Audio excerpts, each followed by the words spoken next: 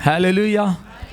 और क्रिसमस के बाद ये पहला संडे, यकीनन आज क्रिसमस का दूसरा दिन है और इस पहले संडे में मैं आपको फिर एक बार ईद विलादतुल मसीह की खुशियों की ढेरों ढेर मुबारकबाद पेश करता हूँ। आमीन। हम शुक्रगुजारी से आज फिर खुदावंद की हजूरी में हैं और हम फिर आज खुदावंद के कलाम में से सीखने को हैं। याद रखिएगा, जितना हम खुदा के कलाम में से सीखते हैं उतना ही ज़्यादा हम खुदावंद की कुर्बत में बढ़ जाते हैं, और जितना हम खुदा के कलाम में से सीखते हैं उतना ही हमारी राहें, हमारे दिल खुदा के कलाम से मुनव्वर हो जाते हैं। हालेलुया। इसलिए आइए मेरे साथ मिलकर आज हम किताब मुक़द्दस में से ज़िक्रिया की नबूवत के बारे में सीखेंगे और मुक़द्दस लूका की मार्फत खुदावंद यीशु मसीह की खुशखबरी की अंजील, उसका पहला बाब और उसकी 67 वर्स से इसको देखना शुरू करेंगे। और उसका बाब ज़िक्रिया रूहुल कुद्स से भर गया और नबूवत की राह से कहने लगा कि खुदावंद इस्राएल के खुदा की हम्द हो, क्योंकि उसने अपनी उम्मत पर तवज्जो करके उसे छुटकारा दिया और अपने खादिम दाऊद के घराने में हमारे लिए निजात का सींग निकाला, जैसा उसने अपने पाक नबियों की जुबानी कहा था, जो कि दुनिया के शुरू से होते आए हैं। यानी हमको हमारे दुश्मनों से और सब कीना रखने वालों के हाथ से निजात बख्शी, ताकि हमारे बाप दादा पर रहम करे और अपने पाक अहद को याद फरमाए, यानी उस कसम को जो उसने हमारे बाप अब्राहम से खाई थी कि वो हमें ये अनायत करेगा कि अपने दुश्मनों के हाथ से छूटकर उसके हुजूर पाकीज़गी और रास्तबाजी से उम्र भर बेखौफ उसकी इबादत करे। और ए लड़के, तू खुदा ताला का नबी कहलाएगा, क्योंकि तू खुदावंद की राहें तैयार करने को उसके आगे आगे चलेगा, ताकि उसकी उम्मत को निजात का इल्म बख्शे जो उनको गुनाहों की माफ़ी से हासिल हो। ये हमारे खुदा की ऐन रहमत से होगा, जिसके सबब से आल में बाला का आफताब हम पर तलू करेगा, ताकि उनको जो अंधेरे और मौत के साए में बैठे हैं रोशनी बख्शे और हमारे कदमों को सलामती की राह पर डाले। और वो लड़का बढ़ता और रूह में कुव्वत पाता गया और इस्राएल पर जाहिर होने के दिन तक जंगलों में रहा। खुदावंद के पाक कलाम के पढ़े और सुने जाने पर खुदावंद की बरकत आए। आज का ये जो हिस्सा है किताब मुक़द्दस में से हमने पढ़ा, यूहन्ना की पैदाइश की खुशखबरी पाने के बाद ज़िक्रिया ने कम इत्कादी जाहिर की, जिसकी बिना पर वो 9 महीने तक गूंगा रहा। जो ही पैदाइश, खतने और नाम रखने का वक्त आया तो बाप बोल नहीं सकता था। उसने तख्ती मंगवाकर नाम लिखा, जो खुदा ने अपने फरिश्ते के वसीले से यूहन्ना बपतिस्मा देने वाले की पैदाइश से पहले ज़िक्रिया को बताया था, उसके बाप को, क्योंकि वो काहिन था। कहानत की खिदमत अंजाम देते हुए खुदा ने उनकी दुआओं को सुना और फरिश्ते ने उससे कहा कि तेरी बीवी जो लिशबा, जो भांज है, उसके बेटा होगा, और बताया कि वो किस तरह। लेकिन ज़िक्रिया जो है, ये कम इत्कादी में इसने यकीन नहीं किया। तो जब यकीन नहीं किया तो ये गूंगा हो गया और 9 माह तक ये काहिन जो है, उस साल जो है वो ज़िक्रिया का जो है वो कुरा था कि वो सरदार कायन के तौर पर अंदर जाकर खुदा की खिदमत करे पाक तरीन मकाम में।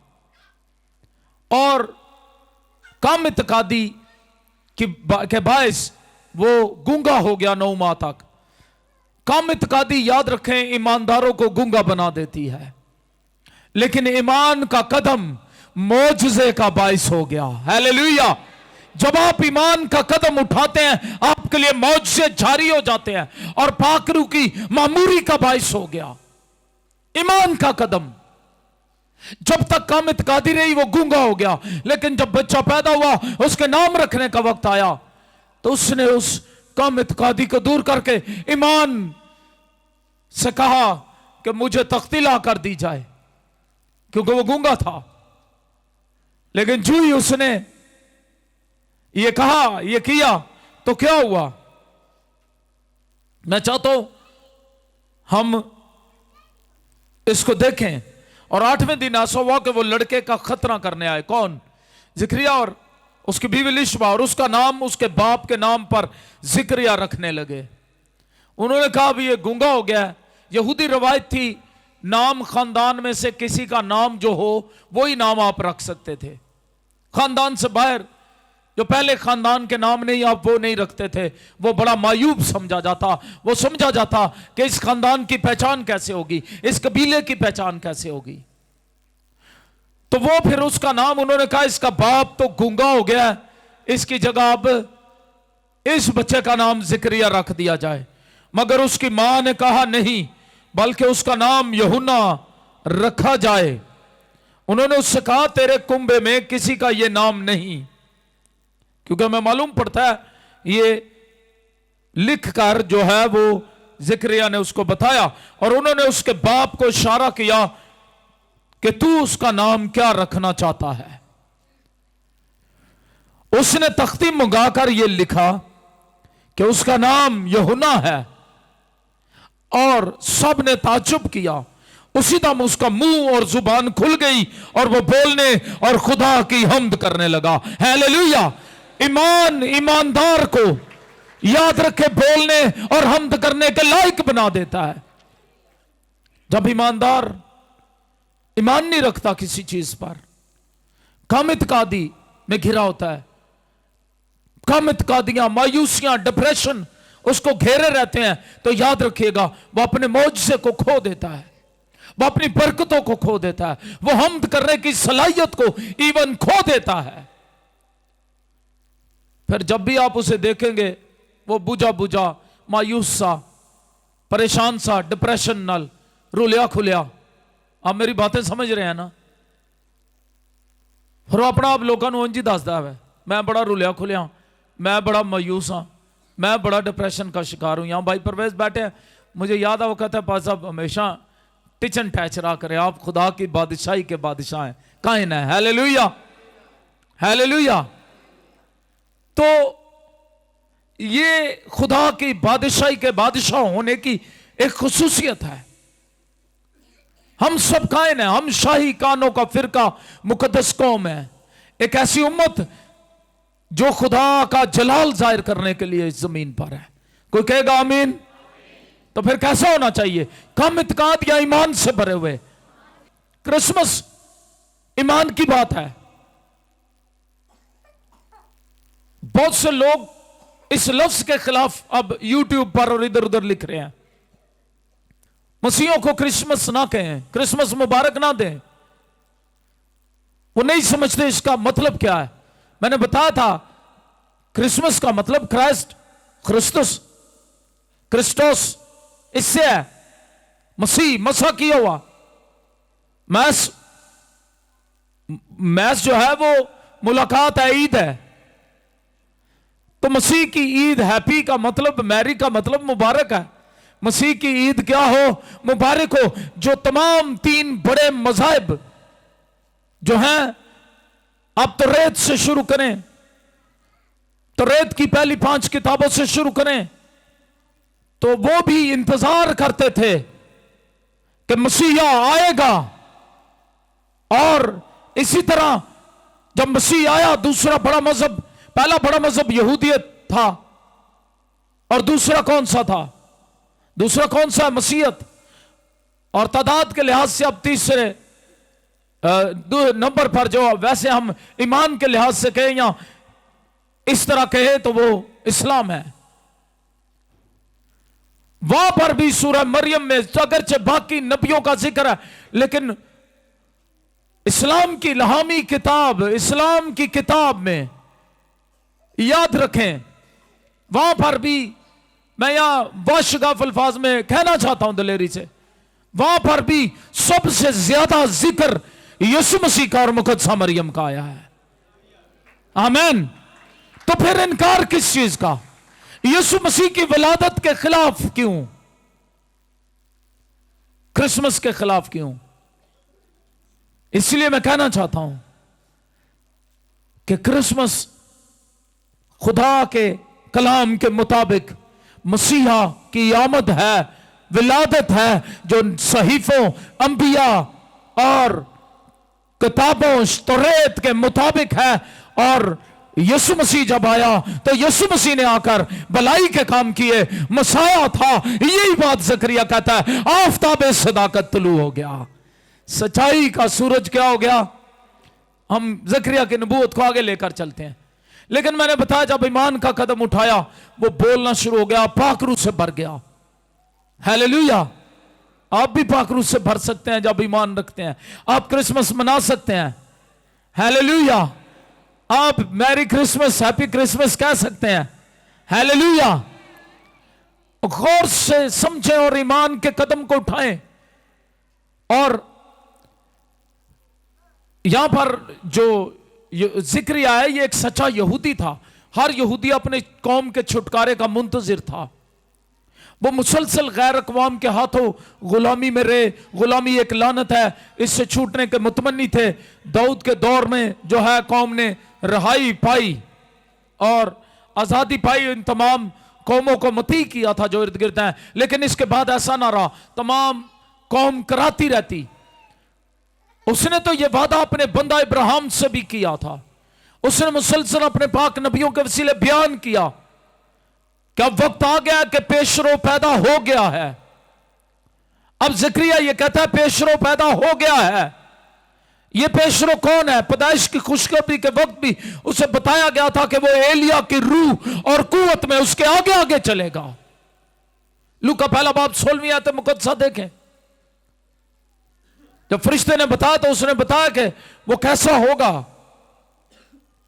जब बशारत मिली यूहन्ना बपतिस्मा देने वाले की पैदाइश की बशारत फरिश्ते ने दी तो कहा कि ज़करिया खौफ ना कर।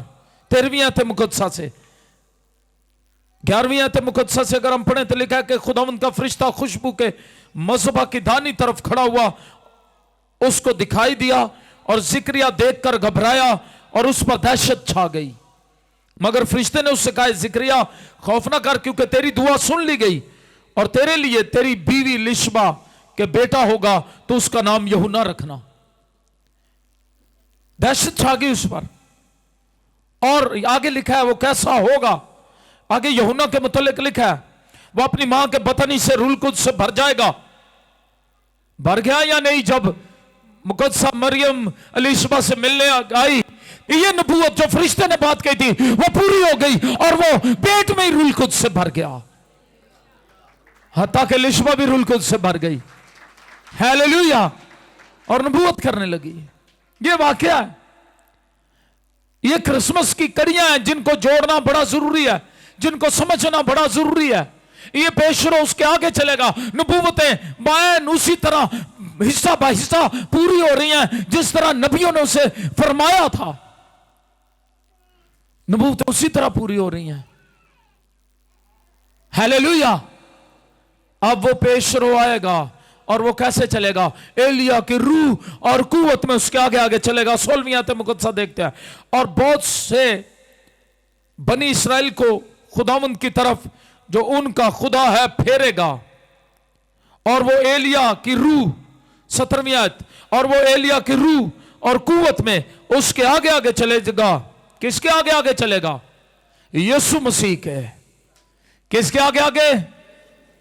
किसके आगे आगे चलेगा? यीशु मसीह के आगे आगे। और अगर आप यूहन्ना की इंजील पढ़े, वहां पर लिखा है लोगों ने उससे पूछा क्या तू मसीह है? उसने क्या कहा? मैं मसीह नहीं हूं, बल्कि मैं तो राह तैयार करने वाला हूं। और यशायाह नबी ने पहले से पेशन गोई की थी, एक राह तैयार करने वाला आएगा। हालेलुया। जो उसके आगे राह तैयार करेगा। पुराने ऐदनामे का आखिरी नबी यूहन्ना, नए ऐदनामे का पेशरो यूहन्ना। आमीन। यूहन्ना एक पुल की हैसियत रखता है पुराने और नए ऐदनामे के नबियों के दरमियान। आमेन। वो राह तैयार करने वाला है। लोगों ने उससे पूछा तू मसीह है? उसने कहा नहीं, मैं मसीह नहीं हूं, बल्कि मैं तो बराती हूं, दूल्हा का दोस्त हूं। वो दूल्हा तो आने वाला है जिसकी मैं राह तैयार कर रहा हूं। वो यीशु मसीह के मुतल्लिक बताता है और वो कहता है मैं लाजिम है मैं घटूं वो बढ़े, मैं छुपूं वो दिखे। और यीशु मसीह की खिदमत से पहले इसलिए यूहन्ना जो है वो कत्ल करवा दिया गया, वो छुप गया ताकि मसीह दिखे। Hallelujah, hallelujah. मसीह का पेशरो है, वो रहनुमाई, वो पाकरू की रहनुमाई और तरकीब के साथ नबूवत कर रहा है। ज़करिया जो है कि वो उसका पेशरो होगा। 76 वर्ष देखें, 76वीं आयत मुकद्दसा, ज़करिया पहला बाब, यहां पर लिखा और ए लड़के, ज़करिया अब यूहन्ना को मुखातिब करके कहता है और ए लड़के तू खुदा ताला का नबी कहलाएगा, क्योंकि तू खुदावंद की राहें तैयार करने को उसके आगे आगे चलेगा। हालेलुया। कहां चलेगा? उसके आगे आगे, ताकि उसकी उम्मत को निजात का इल्म बख्शे जो उनको गुनाहों की माफी से हासिल हो। निजात कैसे होगी? गुनाहों की माफी। गुनाहों की माफी कौन देगा?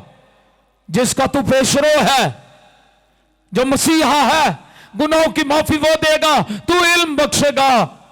और लिखा यूहन्ना आया और उसने मुनादी करना शुरू की, तौबा करो क्योंकि आसमान की बादशाही। यही मुनादी यीशु मसीह ने भी फिर शुरू की। Hallelujah, hallelujah. उन्हें मुकम्मल निजात मिलेगी, वो दुश्मनों से छूट जाएंगे।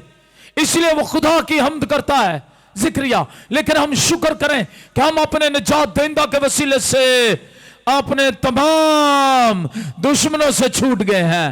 हालेलुया। गुर्बत आपकी दुश्मन है, यीशु मसीह आपको गुर्बत से निकालता है। लानते आपकी दुश्मन है, यीशु मसीह उनसे निकालता है। अबलीस बदरुए आपकी दुश्मन है, यीशु मसीह के वसीले आप निजात पाते हैं। गुनाह से निजात, जो सबसे बड़ा दुश्मन जहन्नम की आग तक ले जाता है, आप उसके वसीले किससे निजात पाते हैं? यीशु मसीह के वसीले से। हालेलुया। पेशरों के बारे में जब हम नबूवत की बात कर रहे हैं तो उसने बयान करना शुरू किया, तू नबी कहलाएगा, तू पेशरो होगा। उसकी खिदमत की तैयारी की गई यूहन्ना की। और पेशरों की खिदमत क्या थी? यूहन्ना की खिदमत का जब्राइल फरिश्ते ने ज़करिया नबी को बताया, वो यीशु के आगे आगे एलिया नबी की रूह और कुव्वत में चलेगा। ये ज़करिया ने पाखरू के मसा के तहत कहा, लोगों की जिंदगियों को खुदावंद और खिदमत को कबूल करने के लिए तैयार करना। वो लोगों में तौबा की मुनादी करता था यूहन्ना, ताकि वो गुनाहों का इकरार करे, बपतिस्मा ले, तौबा के मुआफिक फल लें। उसने आलम बाला के आफताब के बारे में बनी इसराइल को तैयार करना था, ताकि वो आलम बाला के आफताब की रोशनी में चल सके। हालेलुया। और जो तैयार हो गए थे वो उसके शागिर्द बर्रे के रसूल कहलाए। हालेलुया। जब मसीह आया, जो यूहन्ना से 6 माह छोटा था, तो उसने अपने शागिर्दों और लोगों को यही कहा, देखो खुदा का बर्रा जो जहान का गुनाह। यस, यही उसकी खिदमत थी। वो हलीम था और खुदा की मर्जी को ना सिर्फ जानता था बल्कि उसे पूरा करने वाला था। और मैंने कहा यूहन्ना 3 बाब उसकी 30वीं आयत मुकद्दसा पढ़ें, वहां पर उसने कहा जरूर है, ऑप्शनल नहीं है, जरूर है, नेसेसरी है कि मैं घटूं और वो बढ़े। हालेलुया। वो मंजर से हटाया गया, मैंने कहा, ताकि जिसकी पेशरोई करने आया आलम बाला का आफताब तलू होकर लोगों को नजर आ सके। ज़करिया कायन ने यूहन्ना के अलावा आलम बाला के आफताब के बारे में जब नबूवत की, तो ये आलम बाला का आफताब कौन है? ये आलम बाला का आफताब हमारा खुदावंद यीशु मसीह है। हालेलुया। जिसके आगे आगे यूहन्ना खिदमत करके लोगों को मसीह की खिदमत से इस्तिफादा हासिल करने के लिए तैयार करता था। मलाकी नबी ने भी उसे आफताब सदाकत कहा है। मलाकी की किताब जराए फिर मैं आलम बाला के आफ्ताब पर अगले सेशन में पूरी बात बताऊंगा। अभी ज़करिया नबी की नबूवत देखें, मलाकी नबी का सहीफा और उसका चौथा बाब और उसकी दूसरी आयत मुकद्दसा देखें। यहां पर लिखा है,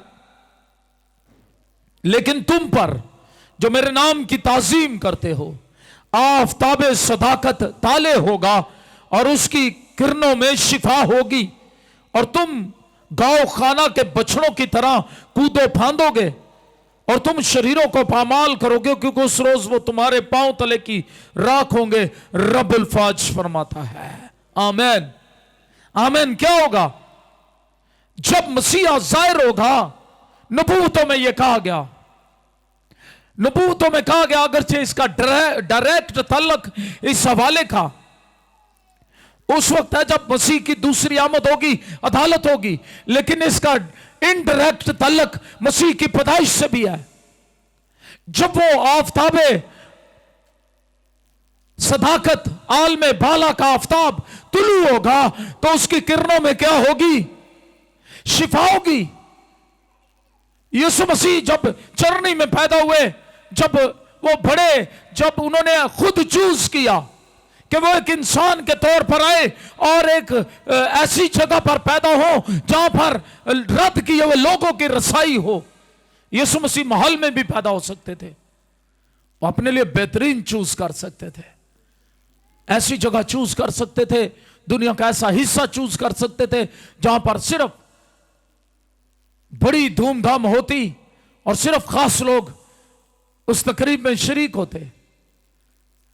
यीशु मसीह ऐसा मुल्क चूज कर सकते थे, वो ऐसा खानदान चूज कर सकते थे अपनी पैदाइश के लिए, लेकिन क्यों वो सब कुछ चूज किया गया? अभी मैं शॉर्टली बताऊंगा, फिर किसी वक्त इस पर तफसील से, क्यों सब कुछ चूज किया गया?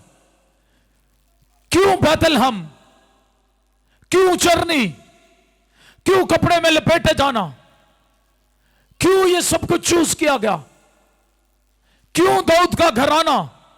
इसलिए नहीं दाऊद का घराना चूज किया कि यीशु मसीह की इज्जत बढ़ जाए दाऊद के घराने की वजह से, उस वक्त उनकी कोई इज्जत नहीं थी, बल्कि इसलिए चूज किया कि ये सारी चीजें इसलिए चूज की, इसलिए सब कुछ चूज किया, खुद चूज किया, यरूशलेम चूज किया, बैतलहम चूज किया, खुद चूज किया, दाऊद का घराना, खुद सब कुछ चूज किया, ताकि दुनिया जान ले खुदा का मसीह, खुदा का कलमा जो जन्म लेकर आ रहा है, जो तजस्सुम इख्तियार करेगा रूह कुछ की कुदरत से, कुमारी मरियम से, बिन बाप के, वो नबूवतों के मुताबिक है, जैसा नबूवतों में लिखा है, बाई नेक एक चीज उसी तरह पूरी हो गई। Hallelujah hallelujah hallelujah. और यह भी नबूवत पूरी हुई।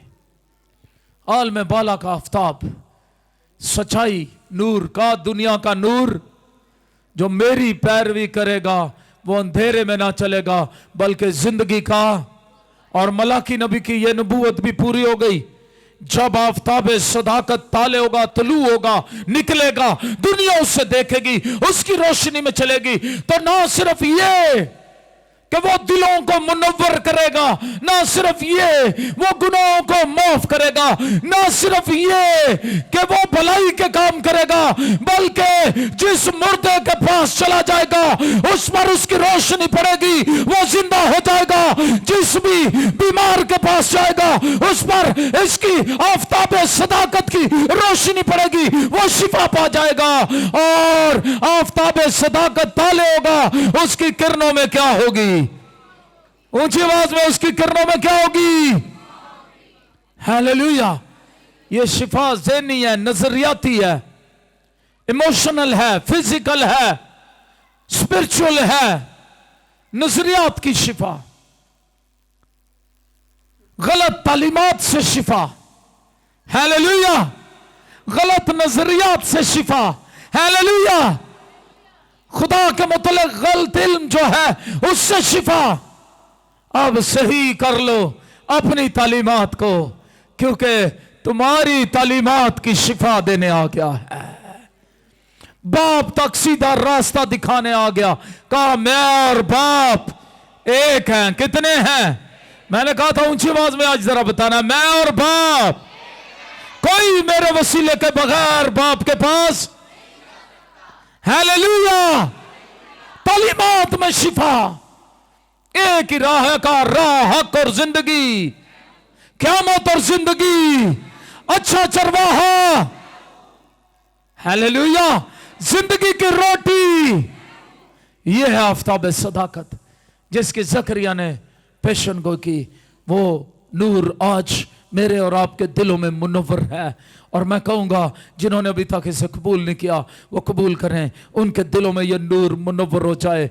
आफताब सदाकत ताले है, उसकी किरणों में शिफा है। आइए उसकी किरणों के नीचे आए, आइए उससे शिफा ले, आइए उससे बहाली ले, आइए उससे बरकत ले, आइए अपनी स्पिरिचुअल लाइफ को जो है उसके साथ मेंटेन करें, आइए हमेशा की अबदी जिंदगी ले। खुदा ने दुनिया से ऐसी मोहब्बत रखी कि उसने अपना इकलौता बेटा बख्श दिया ताकि जो कोई उस पर ईमान लाए हलाक ना हो बल्कि हमेशा की।